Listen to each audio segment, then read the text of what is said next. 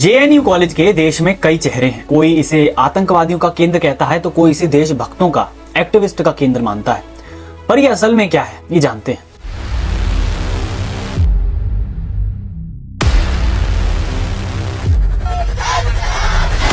RSS, Hitler, Golwalkar की औलादे, सावरकर के माफी भी तो बता दे, याद दिला दे कि ये जेएनयू है।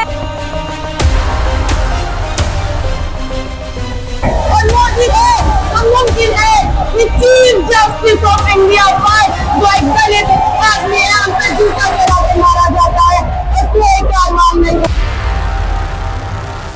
6 नवंबर 2025 को अदिति मिश्रा एबीवीपी को डिफीट करते हुए इस साल स्टूडेंट यूनियन इलेक्शन में जीत जाती हैं। रिजल्ट अनाउंस होने से पहले सोशल मीडिया पर अदिति और अदर लेफ्ट विंग कैंडिडेट्स के भाषण सोशल मीडिया पर वायरल होने लगते हैं। कई लोग इनकी आलोचना करते हैं तो कई लोग इनको सपोर्ट करते हैं, पर लॉजिकल अप्रोच के साथ एक ही काम किया जा सकता है, या तो सपोर्ट या तो रिपोर्ट। आपको क्या करना चाहिए, फैसला आप कर लेंगे जब मैं आपको दोनों तरफा हकीकत बराबर बताऊंगा। ये वीडियो अदिति के प्रो नहीं है, अदिति के अगेंस्ट भी नहीं है। ये वीडियो एक कंस्ट्रक्टिव क्रिटिसिज्म के साथ बनाई गई वीडियो है। इसकी इंटेंशन किसी को हार्म करना नहीं है, पर शायद आपकी, अगर आप एक एक्सट्रीमिस्ट हैं तो शायद आपकी कुछ दो कौड़ी की भावनाएं आहत हो जाएं। तो इस साल का प्रेसिडेंट इलेक्शन जीतने वाली अदिति मिश्रा हैं, यानी कि ब्राह्मण हैं। अब जेएनयू से ब्राह्मण का जीतना अपने आप में एक हैरतअंगेज बात है, क्योंकि जेएनयू का पावरफुल लेफ्ट विंग हमेशा ब्राह्मणवाद के खिलाफ खड़ा रहा है। और मुझे इससे आपत्ति भी नहीं है कि अगर किसी परंपरा के गलत विचारधारा के खिलाफ आप खड़े हैं, पर इसमें पूरे ब्राह्मणवाद को ही ऐसे दिखाना जैसे बाकी अन्य धर्मों में कोई बुराई नहीं है, महिलाओं के विरुद्ध कोई हिंसा, कोई प्रताड़ना नहीं है जितनी मनुस्मृति में है। जितने अधिकार मनुस्मृति में ब्राह्मणवाद के नाम पर महिलाओं से छीने गए हैं, उससे कई गुना ज्यादा कुरान में छीने गए हैं। पर क्या ये लेफ्ट विंग उसके खिलाफ बोलता है? क्यों? क्योंकि ये बायस्ड है इस्लामिक सोच के। ऐसा मैं क्यों कह रहा हूं, मैं आपको आगे बताता हूं। अगर आप किसी परंपरा के उन विचारों की आलोचना करते हैं जो समाज में असमानता और हिंसा फैलाते हैं, तो इसमें कोई बुराई नहीं है। पर सवाल यह है कि सिर्फ हिंदुत्व ही क्यों, इस्लाम हो चाहे क्रिश्चियनिटी हो, सब में यह असमानता और भेदभाव देखा जाता है, हिंसा भर भर के मिलती है। फिर आलोचना सिर्फ ब्राह्मणवाद की ही क्यों, सबकी की जानी चाहिए। जेएनयू कोई 4 कमरों का स्कूल नहीं है, बल्कि अपने आप में एक विचारधाराओं का केंद्र है। आज के टाइम पर जेएनयू में लगभग 8000 बच्चे पढ़ाई करते हैं, जो अपने आप में एक छोटे मोटे कस्बे की आबादी के बराबर है। और यहाँ से निकली हुई विचारधारा बहुत मायने रखती है। जैसा कि मैंने कहा कि जेएनयू हमेशा से ही एक्सट्रीम लेफ्टिस्ट विचारधारा का कॉलेज रहा है। एक्सट्रीम मतलब सरकार के हर कदम पर क्रिटिसिज्म करना, चाहे वो जरूरी हो या ना हो। और आलोचना करने में कोई बुरी बात भी नहीं है, सबके अपने विचार हैं, सबको अपनी बात रखने का हक है। और लोगों के विचारों को सेटिस्फाइड करने के लिए अदिति मिश्रा ने भी वही जनरल पॉलिटिकल अप्रोच का इस्तेमाल किया है जो सब करते हैं, वोट हासिल करने के लिए, पावर हासिल करने के लिए। कन्वीनियंस के हिसाब से बोलो, वोट मिल जाएंगे। ये लोग, इनकी सरकार हजार करोड़ रुपए खर्च करती है कि बेटी बचाओ बेटी पढ़ाओ, और जो बेटियां पढ़ लिख कर अपनी जीने की शर्तें तय करती हैं, तो ये ब्राह्मणवादी लोग मनुस्मृति का उच्चारण करने लगते हैं। ब्राह्मणवादी लोग मनुस्मृति का उच्चारण करने लगते हैं। सुना आपने, ब्राह्मणवादी लोग। ये बोलने में कोई बुराई भी नहीं है। मैं तो मानता हूँ कि बात में वजन है कि कोई एक्सट्रीम ब्राह्मणवादी अपनी विचारधाराओं को लड़कियों पर, समाज पर थोपने की कोशिश करता है, ये सच है।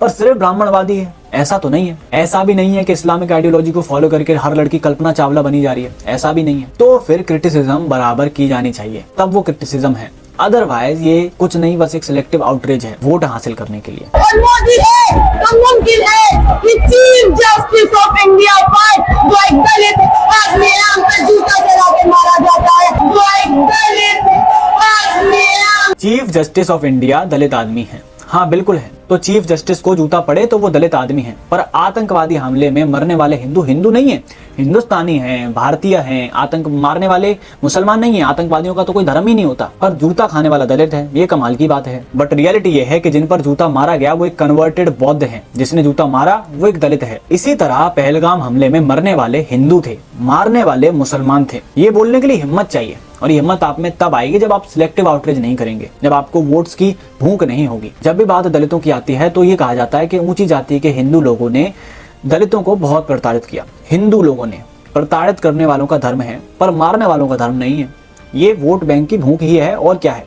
ये लोग, इनकी सरकार, मोदी है तो मुमकिन है, और मोदी है तो मुमकिन है। नरेंद्र मोदी की क्रिटिसिज्म इसलिए क्योंकि वोट बैंक लेफ्ट आइडियोलॉजी से भरा हुआ है। अगर न्यूट्रल आइडियोलॉजी होती तो वोट मांगने वाले ये कहते हैं कि ना ही बीजेपी ना ही कांग्रेस भारत के विकास में इंटरेस्टेड है। We have to build something own जो सच में करप्शन को जड़ से उखाड़ फेंके। बट सिर्फ एक साइड को खराब दिखाना, दूसरी साइड पर बिल्कुल चुप्पी साध लेना, this is again the selective outreach. इनकी नफरत की, इनकी मिसोजिनिज्म, इनकी कास्टिज्म, इस्लामोफोबिक जो पॉलिटिक्स है, ये सालों साल रिजेक्ट करेगा। इस्लामोफोबिक ये सिर्फ बीजेपी, एवीबीपी या फिर आरएसएस की आइडियोलॉजी नहीं है, ये खुद बाबा साहेब जिनके नाम पर ये लोग पॉलिटिक्स करते हैं उनकी भी यही आइडियोलॉजी थी। B.R. अम्बेडकर अपनी बुक पार्टीशन ऑफ इंडिया में लिखते हैं कि हिंदू और मुसलमान दो अलग नेशंस हैं अपने आप में, क्योंकि इनकी संस्कृति, इनके इतिहास, इनके जीवन के प्रति जो पर्सपेक्टिव है वो बहुत अलग है। इसी वजह से ये लोग कभी एक साथ नहीं रह सकते। भारत चाहे मुस्लिम शासन के अधीन ना हो, लेकिन भारत के मुसलमान भारत को दारुल हर्ब मानते हैं, ना कि दारुल इस्लाम।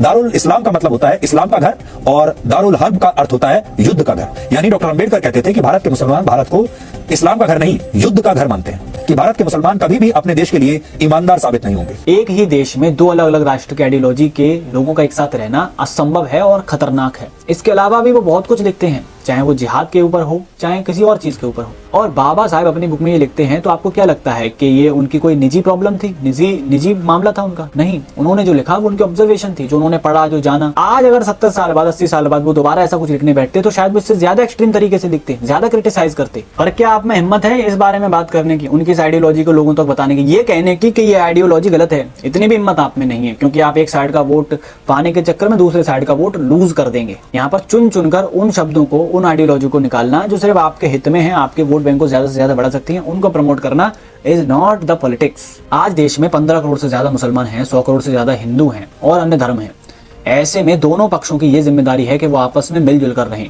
किसी भी पॉलिटिकल आइडियोलॉजी को फॉलो करने से पहले वो ये देखें कि इसको इम्प्लीमेंट करने से उनका कोई फायदा है भी या नहीं। फिलिस्तीन जिंदा था, जिंदा है और जिंदा रहेगा। पैलेस्टीन जिंदाबाद, इसमें कोई आपत्ति नहीं है, मैं बोलता हूँ पैलेस्टीन जिंदाबाद। बट जब ये किया जाए सिर्फ वोट बैंक के लिए, तब इसको टॉलरेट नहीं किया जाना चाहिए। मैं ऐसा क्यों कह रहा हूं, मैं आपको समझाता हूं। देश में आरएसएस का एक मेंबर पावर में है, इसके बावजूद इंडिया की सरकार का पैलेस्टीन के लिए ये स्टैंड है कि पैलेस्टीन में जो हिंसा हो रही है वो रुकनी चाहिए। इंडियंस ओपनली पैलेस्टीन को डोनेट कर सकते हैं, फंड कर सकते हैं, फिर भी भाषण में ये दिखाना कि रूलिंग पार्टी को पैलेस्टीन के जिंदाबाद होने से प्रॉब्लम है, आप पैलेस्टीन के रहनुमा हैं, ऐसा बिल्कुल नहीं है। भारत सरकार की हमदर्दी से तो पैलेस्टीन को फायदा भी है, आपकी हमदर्दी से क्या फायदा है बताइए। पर फिर भी कॉलेज के इलेक्शन में पैलेस्टीन के नाम पर पॉलिटिक्स क्यों की जा रही है? क्योंकि आपको उनका वोट बैंक चाहिए जिनकी दया रिलीजन के नाम पर निकलती है। मेजॉरिटी मुस्लिम्स की हमदर्दी पैलेस्टीन के लिए जगती है क्योंकि वहां पर मरने वाले मुसलमान हैं। बाकी देश और दुनिया के किसी भी कोने में कुछ भी हो, कोई फर्क नहीं पड़ेगा जब तक उसमें शामिल होने वाले आपके सेम रिलीजन के ना हो। और अगर ऐसा नहीं है तो बोलो पैलेस्टीन जिंदाबाद, बोलो यूक्रेन जिंदाबाद, बोलो ह्यूमैनिटी जिंदाबाद। अगर आप ह्यूमैनिटी को रिलीजन से ऊपर रखते हो, बोलो सुडान जिंदाबाद। बट सुडान में तो आपकी दया कलर देखकर निकलेगी। This is nothing but again the selective outreach. Hitler Golwalkar की औलादे, सावरकर के माफी वीर, माफी नाम वाले, माफी नामों और वजीरों वाले ये लोग। RSS, Hitler, whatever she said.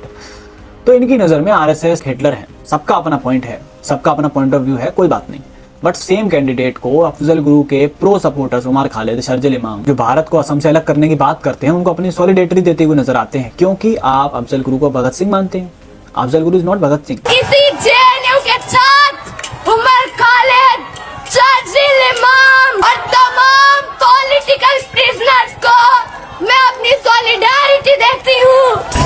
But फिर मैं यही कहता हूँ कि सबकी अपनी आइडियोलॉजी है, सबका अपना नजरिया है। बट इलेक्शन के दौरान कैंडिडेट्स ने फिलिस्तीन के नाम पर, जाति के नाम पर, धर्म के नाम पर वोट लूटे हैं, बहुत वोट लूटे हैं। पर कुछ जरूरी मुद्दे भी उठाए हैं और उनकी हर बात को नकारा भी नहीं जा सकता। चाहे वो लड़कियों के अधिकार की बात हो, लड़कियों की सुरक्षा की बात हो, सस्ती शिक्षा की बात हो, इसके लिए रिस्पेक्ट है। और ये मैंडेट है सस्ती अफोर्डेबल शिक्षा के लिए, मैंडेट है हेफा लोन मॉडल के खिलाफ, ये मैंडेट है एनईपी के खिलाफ। बट ओवरऑल जो किया गया है वो सिलेक्टिव आउटरीच थी, कंस्ट्रक्टिव क्रिटिसिज्म नहीं थी। इसका एक ही कारण हो सकता है कि शायद आपको पावर की और वोट की भूख ज्यादा है। पर अगर मैं भी अदिति की सिलेक्टिव आउटरीच ना करके कंस्ट्रक्टिव क्रिटिसिज्म करूं और उनके दूसरे पहलू को देखूं तो, और अदिति के उन मुद्दों की बात करूं जो उन्होंने तरीके से उठाए हैं, जिनका कोई पॉइंट है, तो मैं वो बताता हूं आपको। जैसे शिक्षा हो, लड़कियों की सुरक्षा हो, रोजगार हो, स्टूडेंट के लिए फंड हो, क्वालिटी इंफ्रास्ट्रक्चर हो, इस मामले में मैं उनके साथ हूं। और मैं उम्मीद करता हूं कि आगे जाकर अगर कभी वो कोई पावरफुल पोजीशन होल्ड करते हैं तो वो इन सब चीजों पर काम करेंगे, इन चीजों में सुधार करेंगे। और मैं चाहता हूं कि आज मैंने जो भी बोला है या जो भी मेरा नजरिया बना है उनके बारे में, वो मैं चाहता हूं कि मैं उस मामले में गलत निकलूं, मैं गलत साबित हो जाऊं। अदिति मिश्रा एक बहुत पावरफुल लीडर हैं, बहुत विजनरी लीडर हैं और मुझे उम्मीद है कि आने वाले 1 साल में जैसा भी उनका कार्यकाल रहेगा वो बहुत ही अच्छा होने वाला है। अगर मैं गलत हूँ कि वो सिलेक्टिव आउटरीच नहीं करती बल्कि समान रूप से पॉलिटिक्स करती हैं, सही मुद्दों पर पॉलिटिक्स करती हैं। खैर बाकी आपका क्या ओपिनियन है मुझे कमेंट में बताइएगा। मिलता हूँ आपसे अगले वीडियो में, तब तक के लिए जय हिंद, जय भारत।